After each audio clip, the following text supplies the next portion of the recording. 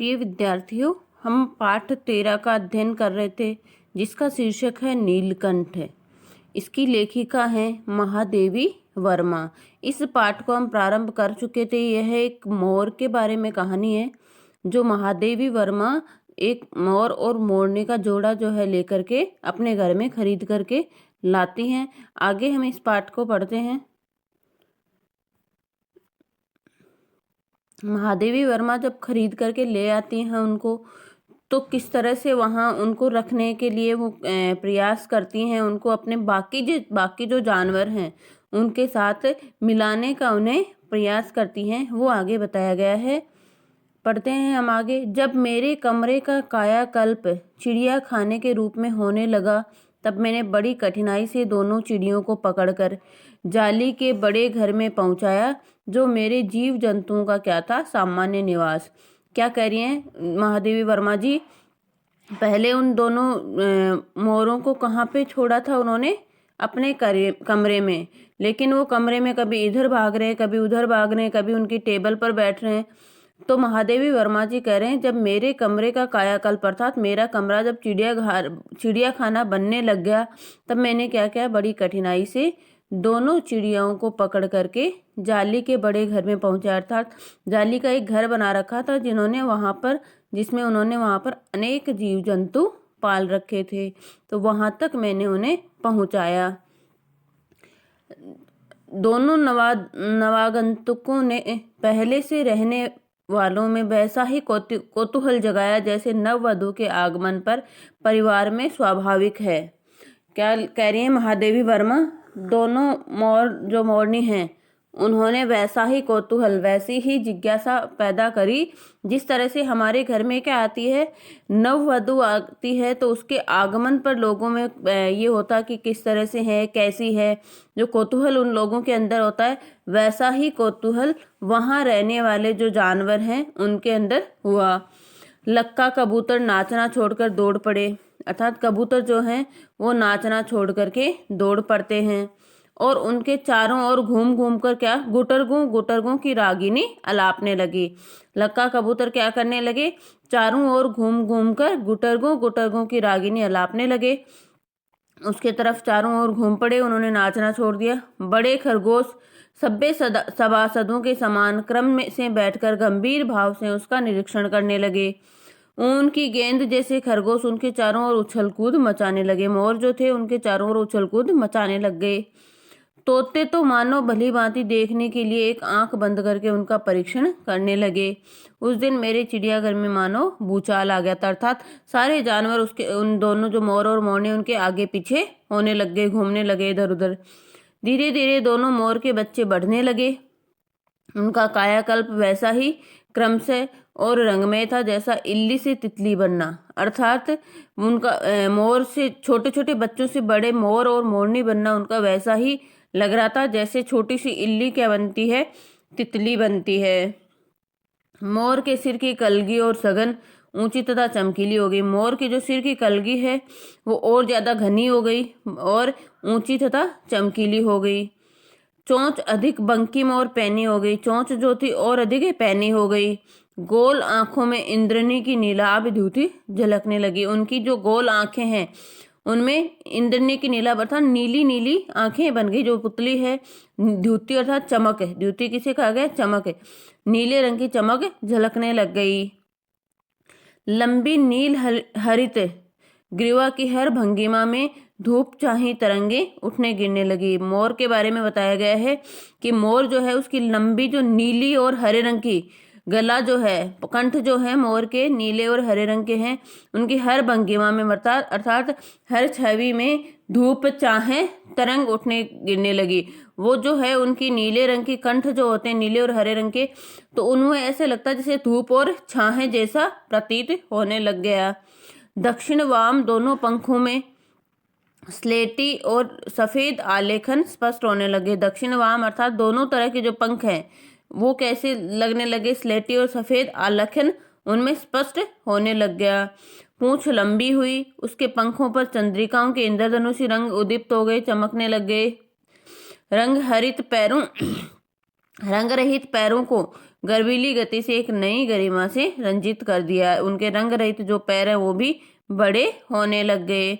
उसका गर्दन ऊंची कर देखना, विशेष भंगिमा के साथ उसे नीचे कर दाना चुगना, पानी पीना, टेढ़ी कर शब्द सुनना आदि क्रियाओं में जो सुकुमारता और सौंदर्य था उसका अनुभव देखकर ही किया जा सकता है। लेखिका क्या कह रही है, इसमें किसका वर्णन किया गया है?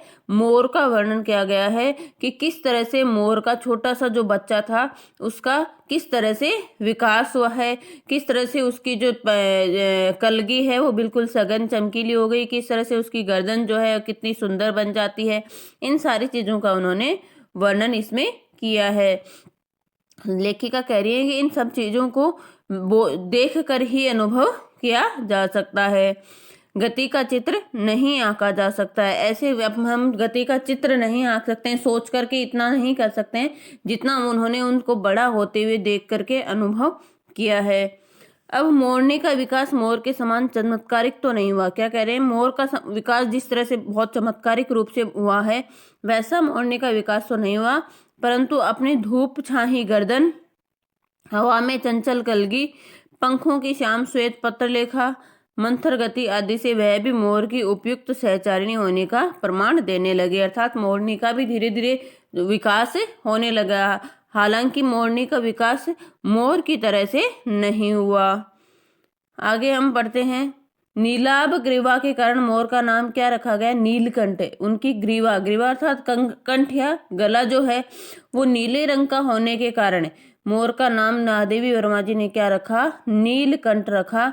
और उसकी छाया के समान रहने के कारण मोरनी का नामकरण क्या रखा? राधा। मोरनी का नामकरण क्या रखा उन्होंने? राधा। ध्यान रखना, मोर का नाम महादेवी वर्मा जी ने क्या रखा था? नीलकंठ। और मोरनी का नाम क्या रखा था? राधा रखा था। क्यों रखा था? क्योंकि मोर की जो ग्रीवा है वो कैसी थी? नीले रंग की। मोर के कंठ नीले रंग के थे और उसकी छाया के समान रहने के कारण, अर्थात मोर की छाया के समान रहने के कारण मोरनी का नाम क्या रखा गया? राधा रखा गया।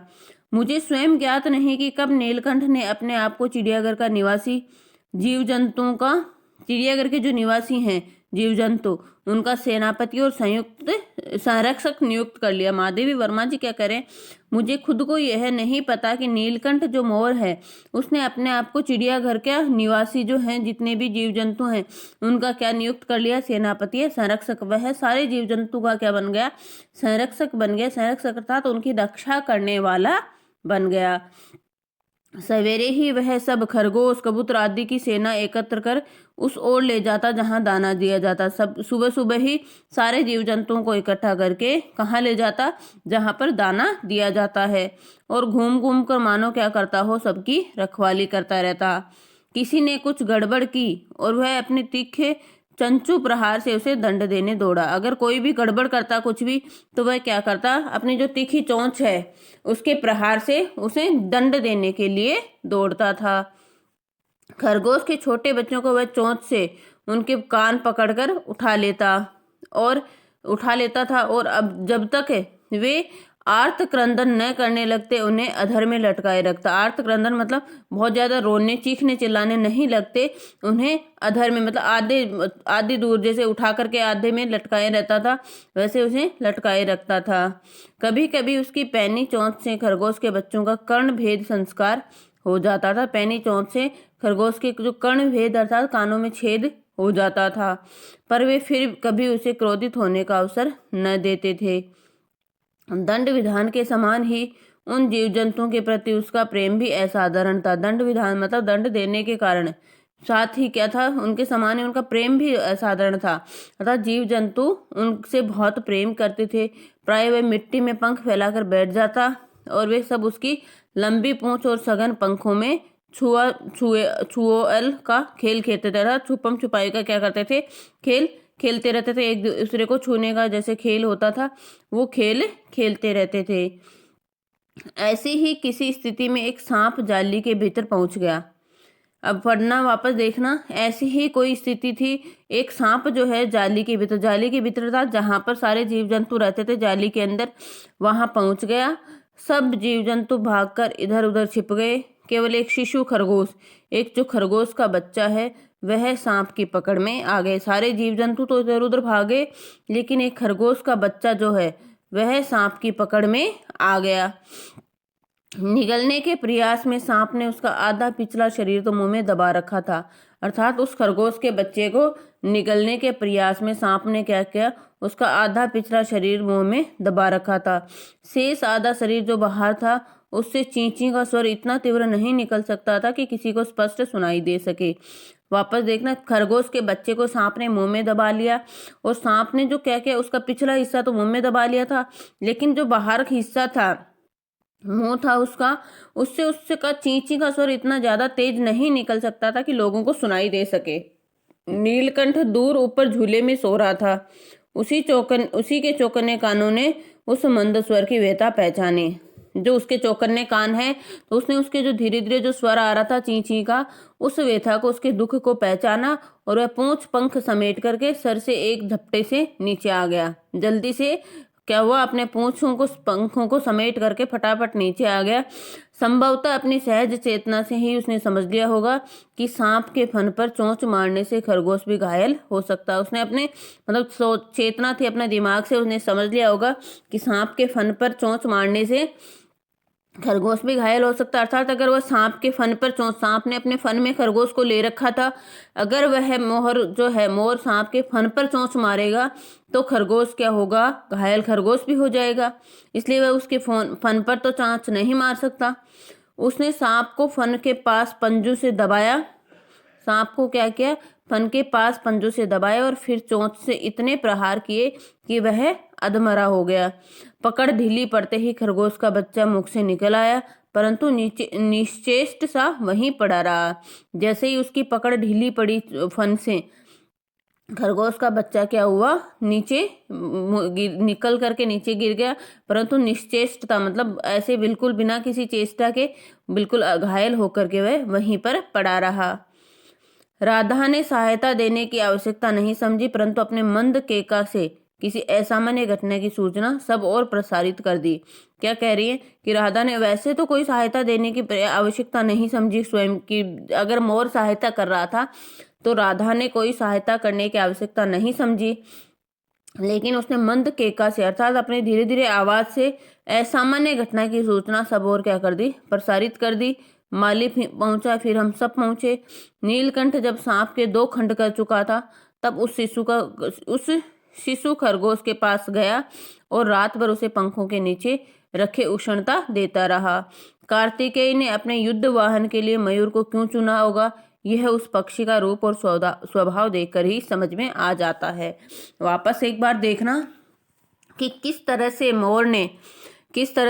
मोर ने उस खरगोश के बच्चे की सहायता करी। जब सांप ने उसको मुंह में ले लिया था, उसने फन में ले लिया था, तो मोर में इतना अधिक दिमाग था कि उसने उसके फन पे चोंच नहीं मारी कि कहीं उसकी वजह से क्या हो सकता है, खरगोश का बच्चा घायल हो सकता है। उसने सांप को फन के पास से पंजों में दबाया, फिर चोंच से इतने प्रहार किए कि वह अधमरा हो गया।